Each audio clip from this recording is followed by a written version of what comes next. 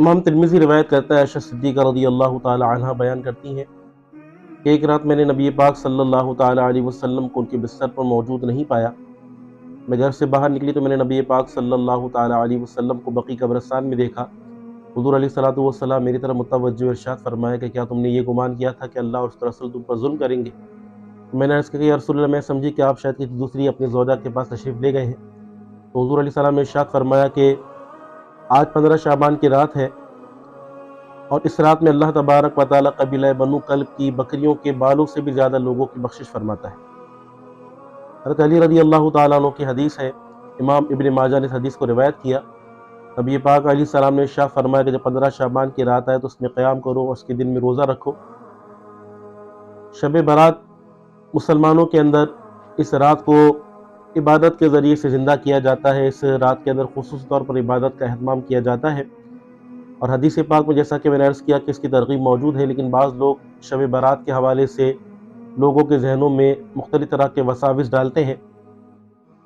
اس رات کے حوالے سے نبی پاک صلی اللہ علیہ وسلم نے ارشاد فرمایا کہ غروب آفتاب سے لے کر صبح صادق تک اللہ تبارک و تعالیٰ آسمان دنیا پر اپنی شان کے مطابق نزول اجلال فرماتا ہے۔ اللہ تبارک و تعالیٰ کی رحمت لوگوں کو پکارتی کہ ہے کوئی رزق کا طالب کو اسے رزق دیا جائے، ہے کوئی بخشش مانگنے والا کو اس کو بخش دیا جائے۔ الغرض کہ اللہ تبارک و تعالیٰ کی رحمت کی بارش چھما چھم اس رات میں برستی ہے۔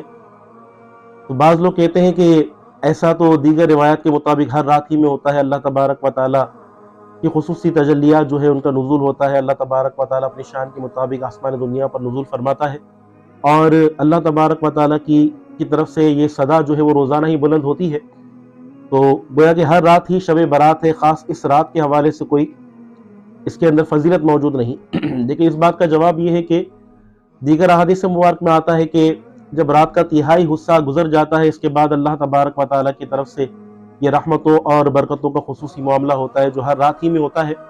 لیکن خاص شعبان المعظم کی 15ویں شب کو غروب آفتاب ہی سے یہ سلسلہ شروع ہو جاتا ہے، تو اس رات کی اپنی ایک اہمیت ہے۔ بعض لوگ کہتے ہیں کہ اس رات کے اندر جو ہے وہ عبادت کرنی چاہیے، روزہ بھی رکھنا چاہیے دن کے اندر، یہ مستحب ہے، لیکن جو مسلمانوں کا مروجہ طریقہ ہے کہ اجتماعی طور پر وہ سحری کا اہتمام کرتے ہیں، شب بیداری کا سلسلہ مسجدوں کے اندر ہوتا ہے، یہ درست نہیں ہے۔ تو ان کی یہ بات بھی صحیح نہیں ہے۔ اس کی وجہ یہ ہے کہ نبی پاک علیہ السلام نے ارشاد فرمایا، مسند امام احمد بن حنبل کی حدیث ہے، ما رآہ المسلمون حسنا فہو عند اللہ حسن، کہ جس چیز کو مسلمان اچھا سمجھتے ہیں اللہ تعالیٰ کے نزدیک وہ چیز اچھی ہوتی ہے۔ تو مسلمان ایک طویل عرصے سے اگر ہم کتب سابقہ کا مطالعہ کریں جو ہمارے اسلاف کی کتب ہے، حتیٰ کہ قوت القلوب جس سے انسپائر ہو کر امام غزالی رحمۃ اللہ علیہ نے احیاء علوم شریف لکھی ہے، اس کے اندر بھی اس رات کے اندر عبادت کا اجتماعی طور پر کرنے کا جو ہے وہ ذکر موجود ہے۔ ایک طویل عرصے سے یہ عبادات کا اجتماعی سلسلہ چلتا ہوا آ رہا ہے۔ اگرچہ افضل یہ ہوتا ہے کہ نفلی عبادات علیحدہ علیحدہ طور پر اپنے گھروں کے اندر انجام دی جائے، لیکن ہم دیکھتے ہیں کہ عوام ہو یا خواص ہو، اب سب کے سب مسجد کے اندر ہی سنت قبلیہ بھی ادا کرتے ہیں، اور نماز کے بعد کی سنتیں بھی مسجد ہی کے اندر ادا کی جاتی ہیں۔ حالانکہ نبی پاک علیہ السلام کے حوالے سے معمول یہی تھا کہ یہ عبادت آپ گھر میں ادا کیا کرتے تھے۔ اب چونکہ معاملات ایسے ہو چکے کہ گھروں میں عام طور پر اس طرح کا ماحول نہیں بن پاتا، دل جمی نہیں ہوتی، جس طرح سے عوام خواص سب کے سب مسجد کے اندر یہ نفلی عبادت کر رہے ہیں، تو اس طرح سے عوام کے لیے آسانی ہوتی ہے۔ اجتماعی طور پر جب محافل کا انعقاد ہوتا ہے تو لوگ تھوڑا سا توجہ کرتے ہیں اور اللہ تبارک و تعالیٰ کی عبادت کی طرف مائل ہوتے ہیں۔ اب بعض لوگوں کو اس میں یہ بھی اعتراض ہوتا ہے کہ اجتماعی طور پر جو ہے وہ سحری کا اہتمام کیا جاتا ہے، یہ جو ہے وہ درست نہیں ہے۔ تو یہ بات بھی بغیر دلیل کے ہے۔ احادیث مبارکہ میں مطلقاً روزہ کھلوانے کی بھی فضیلت ہے، اور روزہ کسی کو رکھوانے کے حوالے سے معاونت کرنے کی بھی قرآن و سنت کے اندر جو ہے فضیلت موجود ہے۔ قرآن مجید کی نص ہے، اللہ تعالیٰ ارشاد فرماتا ہے وَتَعَاوَنُوا عَلَى الْبِرِّ وَالتَّقْوَىٰ، کہ نیکی اور بھلائی کے کاموں پر ایک دوسرے کا ساتھ دو، ایک دوسرے کے ساتھ معاونت کرو۔ تو یہ اسی کے لیے سحری کا اہتمام کرنا، یہ بھی ایک طرح سے روزہ رکھنے میں اس کی مدد کرنا ہے، ایک نیک کام کے اوپر معاونت کرنا ہے۔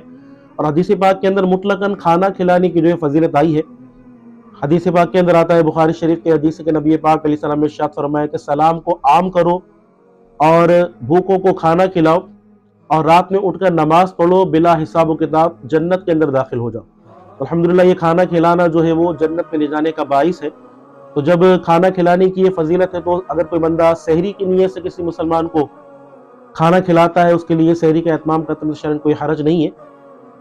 مسئلہ یہ کہ بعض لوگ اسے بدعت قرار دیتے ہیں، ناجائز قرار دیتے ہیں، تو ان کا یہ قول جو ہے سراسر غلط ہے، قرآن و سنت کے خلاف ہے۔ مسلمانوں کا ایک معمول بھی عمل کہ جس کی صحیح ہونے کی، جس کے عمدہ اور حسن ہونے کی شہادت خود نبی پاک علیہ السلام نے عمومی طور پر ارشاد فرمائی کہ جس چیز کو مسلمانوں کا ایک مجموعہ، مسلمانوں کا ایک گروہ جو ہے اچھا سمجھے، اللہ تعالیٰ کے نزدیک بھی وہ حسن ہوتا ہے، تو اس کے اوپر اعتراض کرنا گویا کہ یہ احادیث مبارکہ کی جو ہے وہ صراحتاً خلاف ورزی کرنا ہے۔ تو اس رات میں عبادت کرنا، اجتماعی طور پر روزے رکھنا، اجتماعی طور پر جو ہے افطاری کرنا، سحری کرنا، اس میں شرعاً کوئی حرج نہیں ہے۔ جو مسلمان بھی اس کار خیر کے اندر حصہ ڈالتے ہیں، اللہ تعالیٰ کی رحمت سے امید ہے کہ اللہ تعالیٰ نے اپنے خزانے سے دنیا کے اندر بھی عطا فرمائے گا، آخرت کے اندر بھی عطا فرمائے گا۔